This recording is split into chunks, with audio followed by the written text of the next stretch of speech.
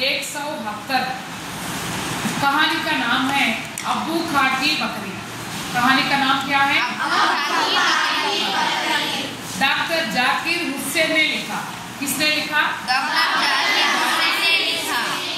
वे भूतपूर्व राष्ट्रपति थे। भूतपूर्व राष्ट्रपति डॉक्टर जाकिर हुसैन प्रसिद्ध समाज सेवी गांधीवादी थे।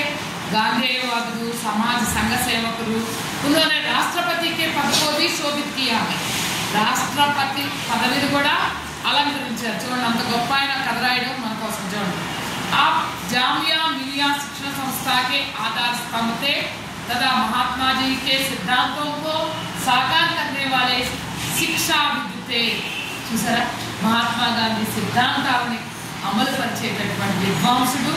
తర్వాత జామియా మిలియా అనే సంస్థ స్థాపించిన వాడు ఎవరమ్మా? జాకిర్ हुसैन। कौन है? डॉक्टर जाकिर हुसैन। कहानी देखिए। अल्मोड़ा में बड़े मियाँ रहते थे। अल्मोड़ा अने ఊరిలో ఒక పెద్ద మనిషి ఉండేవాడు। उनका नाम था अब्बू खां। उनका नाम क्या था? उन्हें बकरियां पालने का बड़ा शौक था। మేకలు మేపాలంటే చాలా ఇష్టం। उनकी बकरियां पहाड़ी नस्ल की होती थी। आ మేకలన్నీ కూడా కొండ జాతి అయి ఉంటాయి। वे बकरियां कभी न कभी रस्सी तुड़ाकर रात को पहाड़ की ओर भाग जाती थी। పాప మేకలమ్మ అప్పుడప్పుడు ఆ తాడు తెంపేసుకుని కొండ వైపు పారిపోతా ఉంటాయి। పహాడీ బకరియా బందే బందే గబడా జాతి थी। ఆ పహాడీ మేకలు కట్టేస్తుంటే నిరంతరం కట్టేస్తుంటే బాగా కంగారు పడిపోతాయి। అందుకని వాటికి అప్పుడప్పుడు కూడా స్వేచ్ఛని ఇవ్వాలి। ఉస్ పహాడీ పర్ ఏక్ బేడియా रहता था। ఆ కొండ మీద ఎవరు ఉంటారు? ఒక బేడియా, తోడేలు, वुल्फ। बेड़िया का अर्थ है वह उन्हें खा जाता था। అది ఎప్పుడెప్పుడు మేకలు వస్తాయో తినేద్దామా అనుకుని ఆ తోడేలు ఎదురు చూస్తూ ఉంటాయి। అబ్బూ का प्यार दाने का लालच बकरियों को रोक ना सकता था। అబ్బూ का ఎంత ప్రేమగా చూసినా ఎంత మేత మేపినా అవి మాత్రం అస్సలు ఆగే కదా। మేకలు తాడు పెంచుకుని వెళ్ళిపోవాల్సిందే, ఆ తోడేలకి ఆహారం అయిపోవాల్సిందే। उन्हें आज़ादी प्रिय लगती थी। వాటికి స్వేచ్ఛ అంటే చాలా ఇష్టం। इस प्रकार अब्बू का की बहुत सी बकरियां भाग गई और बेड़े के शिकार हो गई। ఈ విధంగా అబ్బూ కా ఎన్ని మేకలు పెంచినా ఆ మేకలన్నీ వెళ్ళిపోతున్నాయి। ఎంత ప్రేమగా చూసినా చివరికి తోడేలాంటి చంపేసినాయి। इससे अब्बू का दुखी रहते थे और उन्होंने बकरियां पालना भी छोड़ दिया।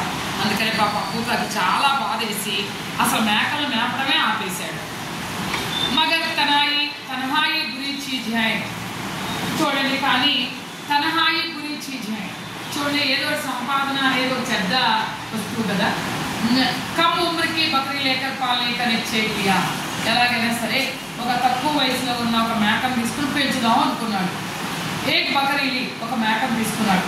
बहुत खूबसूरत और उसका रंग बिल्कुल सफेद था।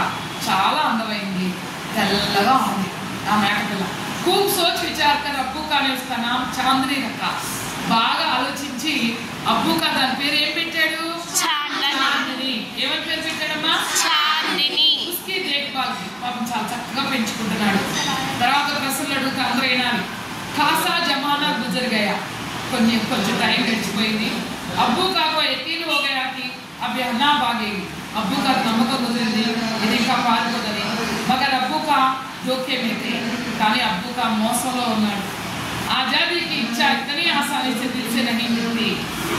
స్వాతంత్రము స్వేచ్ఛ అనే కోరిక అంత తొందరగా మనసులోంచి తుడిచిపెట్టుకోదు కదా। అందరం స్వేచ్ఛను కోరుకుంటాం కదా। అలాగే एक दिन सुबह चांदनी ने पहाड़ी की तरफ नजर की। ఒకసారి చాందిని కూడా కొండ వైపు చూసింది। खूब सोचकर वहां जाने का निश्चय किया। బాగా ఆలోచించి ఎక్కడైనా సరే అక్కడికి వెళ్ళాలనుకుంది। फिर अब्बू का से नजर बचाकर जंगल की ओर भाग गई। अब्बू का కడుగప్పేసి అడవిలోకి పారిపోయింది। फिर क्या कहा? ఇంకే ఉంది। अब्बू का सिर मारे कुटिया के आगे बैठ गए। పాపం నెత్తి నోరు కొట్టుకుంటా ఆ కుటీరం ముందే కూర్చుండిపోయాడు పాపం। सारा दिन चांदनी इधर उधर घूमती रही। పగలంతా అటు ఇటు తిరిగింది చాందిని।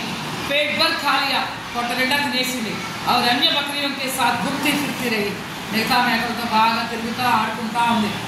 शाम का वक्त आया, सायंत्రం అయిపోయింది। अन्य बकरियां अपनी अपनी जगह लौटने लगी।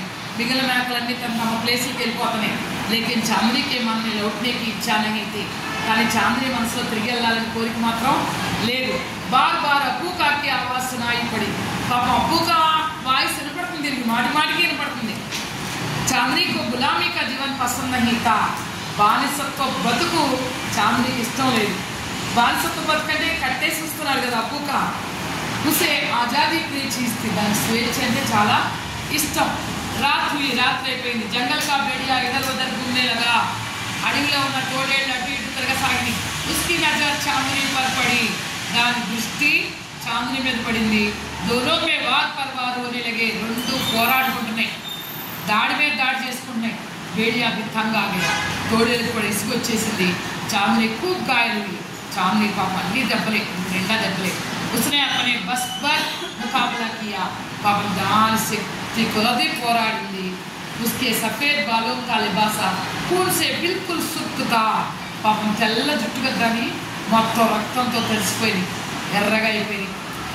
सवेरे के होते होते बेड़िए ने चांदनी को दबोच लिया और खा गया. తెల్లవారు పోరాడిన తర్వాత తెల్లవారి సరికి దాన్ని ఎలాగోలాగో పట్టుకుని తినేసింది. इस कहानी में स्वतंत्रता के सही मूल्य का परिचय दिया गया है. ఈ కథ ద్వారా స్వాతంత్రం విలువేంటో పరిచయం చేశారు. మర్కర్ भी చాంద్ని ने अपनी आज़ादी को बनाए रखा. చూడండి, అది చచ్చిపోయినప్పటికీ కూడా తన స్వాతంత్రాన్ని కాపాడుకుంది. ఎవరు? చాంద్ని అంటే ఇక్కడ భారతీయులు, బేడియా అంటే ఎవరు? ఆంగ్లేయులు. ఆ మాధ్యమంగా రాసిన కథ ఇది. సమझ में आया बच्चों? अच्छा बच्चों, धन्यवाद.